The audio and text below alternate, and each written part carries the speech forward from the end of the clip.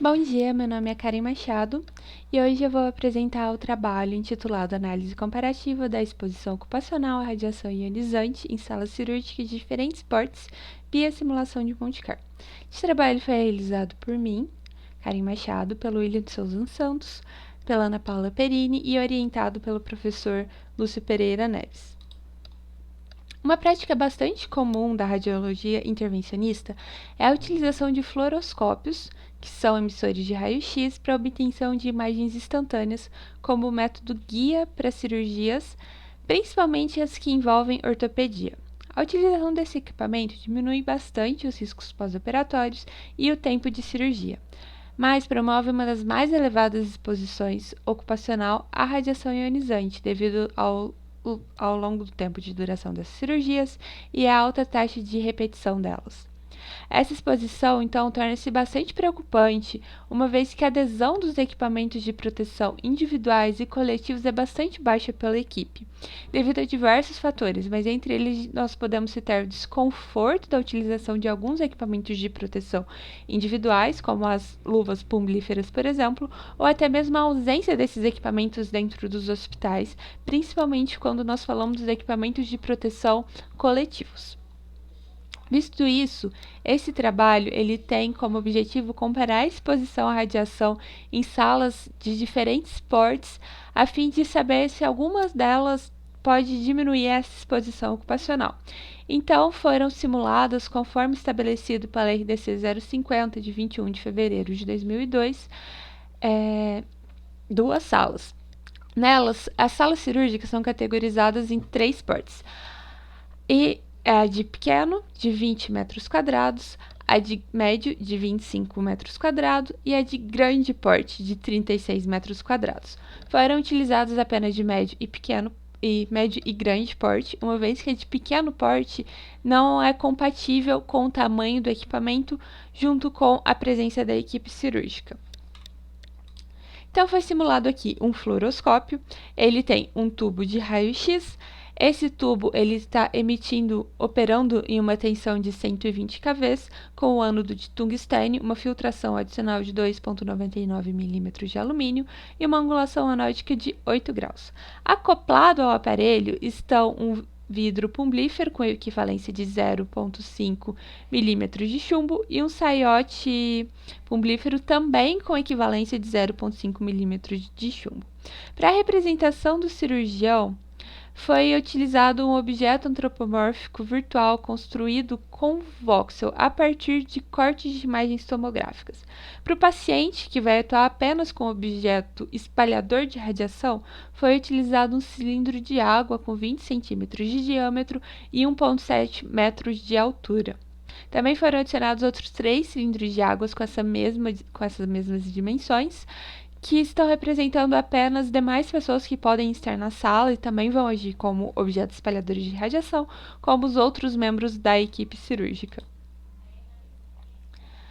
Em primeira análise, foi analisado apenas a exposição média, e quando analisada de maneira estatística com teste T para 2 amostras, assumindo a normalidade dessas amostras e utilizando como parâmetro os diferentes desvios padrões, adotando um intervalo de 95% e um intervalo de confiança, de 95%, e um grau de liberdade igual a 16, as duas médias não apresentaram uma diferença estatisticamente relevante.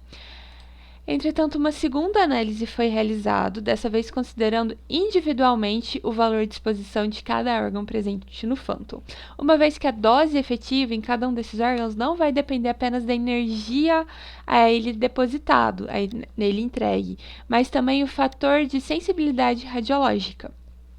Então, aqui na tabela, nós podemos ver variações proporcionais entre a exposição órgão a órgão para 2 ambientes de simulação, onde as porcentagens positivas vão representar um aumento na deposição de energia no IOE quando na sala grande, comparado com ele na sala de médio porte. As porcentagens negativas vão representar uma diminuição da exposição no IOE nessas mesmas condições. Explícita-se, então, aqui algumas alterações importantes. Entre elas, nós podemos citar a das lentes dos olhos, que sofreu uma variação percentual de menos 4,11% na deposição da energia. Aqui a gente destaca a importância da proteção radiológica nesse órgão devido à correlação existente entre a exposição à radiação e o surgimento de cataratas, por exemplo. A tireoide é outro órgão que merece um destaque, com uma diminuição de menos 9,89%, uma vez que na literatura existem altos indícios de uma relação entre a incidência de carcinoma de tireoide com a exposição à radiação ionizante e também por esse ser um órgão bastante radiosensível. O pulmão, que foi o órgão que recebeu a maior deposição absoluta de dose, teve uma diminuição de menos 5,76% na energia recebida, o que é bastante importante, já que esse órgão apresenta uma das maiores sensibilidades, estando entre os que obtêm o maior fator de ponderação de peso para o cálculo da dose, para a dose efetiva. Também vou citar a diminuição dos testículos, por ser um órgão com glândulas germinativas, na pele e na superfície óssea, que foram os órgãos que receberam também, estão entre os que receberam a maior deposição de dose absoluta. Em contrapartida, a gente também teve aqui um aumento importante de 10% nos olhos, local que é sempre citado como um dos maiores atingidos, né, um dos que tem maior exposição no cirurgião quando utilizando o fluoroscópio. Então, a gente tem aqui nas conclusões que para a sala grande houve uma deposição menor para 10 dos 16 órgãos, valendo destacar alguns deles como o cristalino e a tireoide, uma diminuição da deposição de dose nos órgãos que apresentaram um maior valor absoluto, mas a gente também teve as variações positivas para os olhos e para as glândulas salivares, o que ressalta que, independente do tamanho da sala, é importante a utilização, é indispensável a utilização dos equipamentos de proteção individuais e coletivos. E muito obrigada a todos pela atenção. E é isso.